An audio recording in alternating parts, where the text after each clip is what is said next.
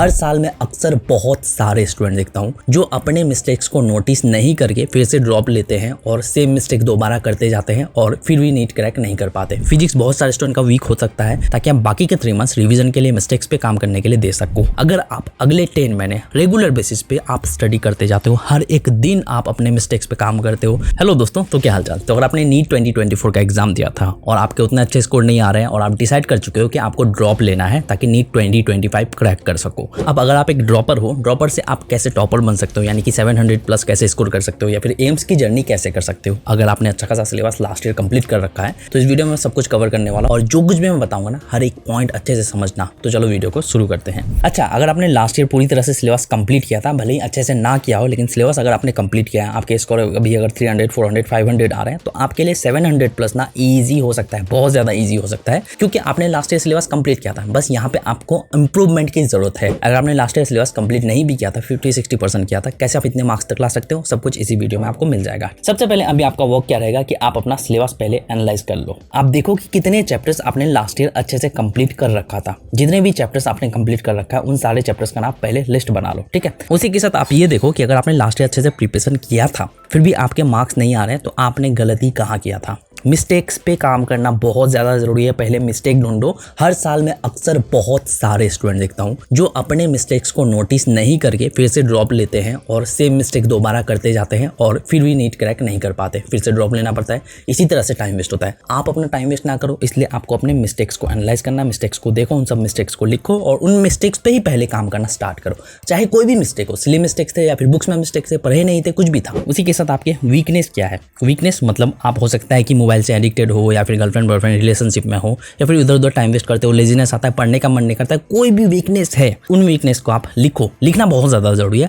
जो भी चीज़ लिखोगे उसमें अगर डिसाइड कर लोगे कि ये सब चीज़ें मुझे चेंज करना है तो ऑटोमेटिकली आप चेंज करना स्टार्ट कर दोगे। अब आपको करना क्या है। सबसे पहले स्टेप 1, आपको फर्स्ट 2 महीने में अभी सबसे पहले तो रिविजन करना है और क्वेश्चन प्रैक्टिस करना है। ये आपका थोड़ा फास्ट पेस्ट होगा, यानी कि जितने भी चैप्टर्स आपने लास्ट ईयर कंप्लीट किया था उन सबको अभी आप 1 शॉट वीडियोस के थ्रू रिवाइज कर सकते हो या फिर शॉर्ट रिवीजन वीडियोस के थ्रू भी रिवाइज कर सकते हो। और क्वेश्चन प्रैक्टिस बहुत ज्यादा इंपॉर्टेंट है। हर एक चैप्टर से रिलेटेड आपको 150 से 200 क्वेश्चन प्रैक्टिस करना है। पेज वाइज क्वेश्चन प्रैक्टिस करना है। कैसे कर सकते हो आगे बताऊंगा। उसी के साथ आपको जो डाउट सेशन भी रखना है, यानी कि अगर आपने रिवीजन के दौरान फिर क्वेश्चन प्रैक्टिस किया, क्वेश्चन प्रैक्टिस में आप बहुत सारे क्वेश्चन सॉल्व नहीं कर पाए तो क्यों नहीं कर पाए, वो डाउट आपको क्लियर करना है, चाहे रिवीजन के थ्रू करो या फिर वीडियो देखो। जैसे आपने ये कर लिया उसके बाद आपको अपने मिस्टेक्स पे भी काम करना जरूरी है, यानी कि जो भी मिस्टेक आपने लास्ट ईयर किया था उन सब मिस्टेक्स पे अभी काम करना स्टार्ट करोगे। फर्स्ट के 2 महीने में सारे मिस्टेक्स को आप ऑलमोस्ट ठीक कर लेना है और वीकनेस पे भी आपको काम करना है। जो भी आपका वीकनेस है, जो भी आपका सब्जेक्ट वीक है, फिजिक्स बहुत सारे स्टूडेंट का वीक हो सकता है तो फिजिक्स का बेसिक्स से स्टार्ट करोगे। अच्छा खासे बेसिक्स अच्छे से कंप्लीट हो जाना चाहिए। बेसिक्स वाले जितने भी चैप्टर्स है वो सारे कुछ कंप्लीट होना चाहिए। उसी के साथ इन 2 महीने में ना आपको 2 फुल मॉक टेस्ट देना है। भले ही जितने भी मार्क्स आए या ना आए कोई दिक्कत नहीं, आपको फुल मॉक टेस्ट देना है 2। और उसी के साथ उसको जो एनालिसिस भी करना है कि आप कितने क्वेश्चन सॉल्व कर पाए, कितने नहीं कर पाए,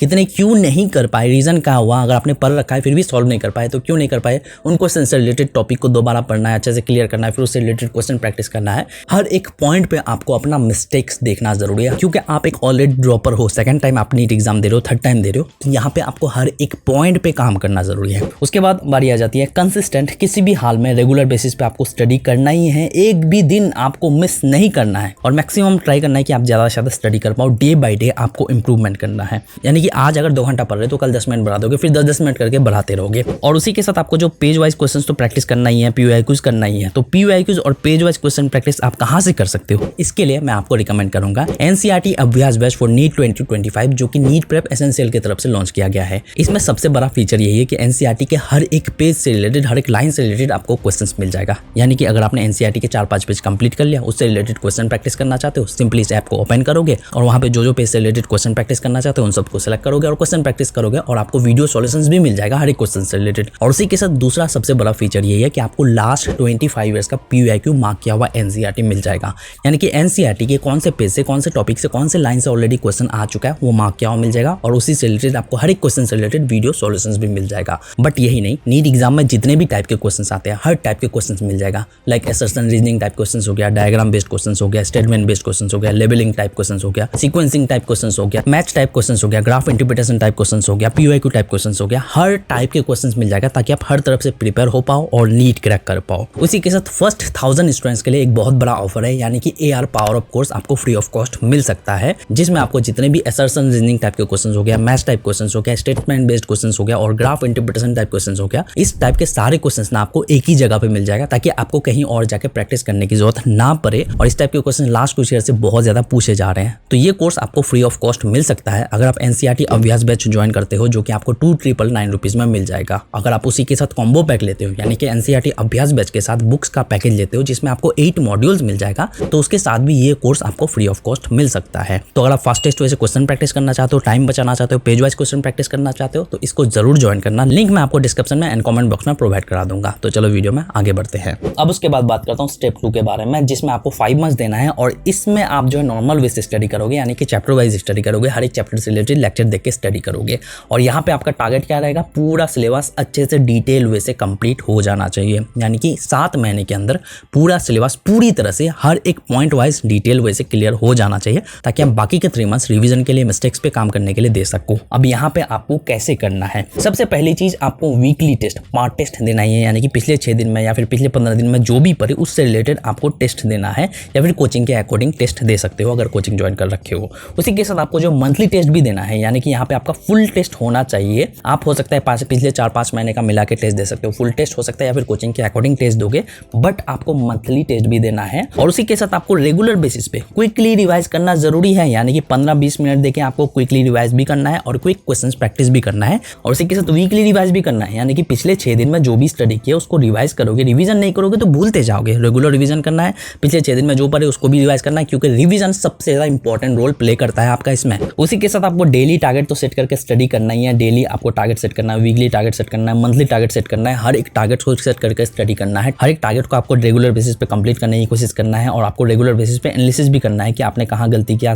टारगेट आपका कंप्लीट हुआ कि नहीं हुआ, क्या क्या गलती किए, प्रोग्रेस कर रहे हो कि नहीं, वो सब चीज आपको नोट करते रहना है। टारगेट के ऊपर डिटेल वीडियो लेके आ जाऊंगा। उसी के साथ आपको रेगुलर बेसिस पे तो क्वेश्चन प्रैक्टिस करना ही है। हर एक चैप्टर से रिलेटेड मिनिमम आपका 200 क्वेश्चन प्रैक्टिस करना है और रेगुलर बेसिस पे सोने से पहले आप 15 मिनट देके जो भी आज पूरे दिन में पढ़े उससे रिलेटेड आप क्विक क्वेश्चंस प्रैक्टिस करोगे। अब फाइनली बात करता हूँ स्टेप 3 के बारे में, जो कि आपका 3 मंथ्स होगा और ये फाइनल 3 मंथ्स जो कि आपका डिसाइड करेगा कि आप नीट क्रैक कर पाओगे कि नहीं कर पाओगे। फर्स्ट फोकस रहेगा कि आप फुल्ली डिटेल वे से रिवाइज करोगे, यानी कि हर एक चैप्टर को, हर एक टॉपिक को डिटेल वे से रिवाइज करोगे, जो कि आप शॉर्ट वीडियोस के थ्रू कर सकते हो। 15, 20, 25, 30 मिनट में एक चैप्टर को आराम से रिवाइज कर सकते हो। और हर एक वीक आपको फुल टेस्ट देना जरूरी है और टेस्ट को आपको एनालाइज भी करना है, यानी कि टेस्ट में आप कितने मार्क्स पा रहे हो और उसी के साथ जितने क्वेश्चन सॉल्व किए उन सब क्वेश्चंस में आपने कितने मिस्टेक्स किए, मिस्टेक्स पे काम करना जरूरी है, ठीक है। और उसी के साथ जितने क्वेश्चन सॉल्व नहीं कर पाए तो क्यों नहीं कर पाए वो चीज देखना है और उन सब क्वेश्चन से रिलेटेड टॉपिक को दोबारा आपको स्टडी करना है।